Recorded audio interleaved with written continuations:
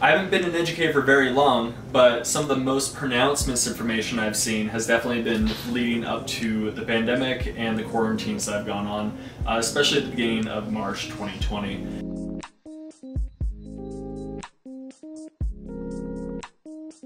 I had a handful of students that came in with memes from Facebook, where the entirety of the meme was focusing on downplaying the severity of the virus, and it was also discussing how it was not able to be transmitted to the degree that the CDC was claiming.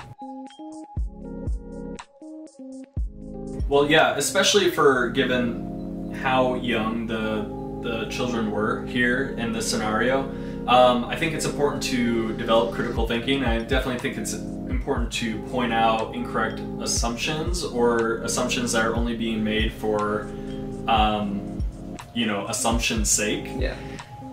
But again, when you have entire identities that are tied into being left or right, or wearing a mask or not, or having babies, or being able to decide that you're not ready to have a child for whatever reason, you know, be it medical or circumstantial or whatever, it's very hard for a public educator, a public servant to weigh in on those discussions. I don't think that misinformation has gotten worse per se. I think that it's always been present in our sample. The problem is the sample size has just gotten so large that we've become connected with every single person on the entire planet through social media. There are characters that don't really care for truth at all and have agendas that are supported by putting out misinformation and lies out there. And I think it's always been the case. The only difference is we're engaging with a lot more of those actors or those characters out there now.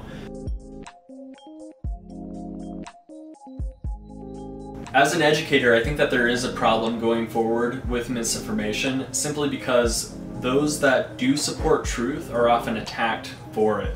And it's gotten to the point where myself as an educator, I am hesitant to correct students on some certain issues, even if it's just a correction on where they got their information from, because of all of the pain and trouble I'll have to go through, like defending that one correction that I'm making.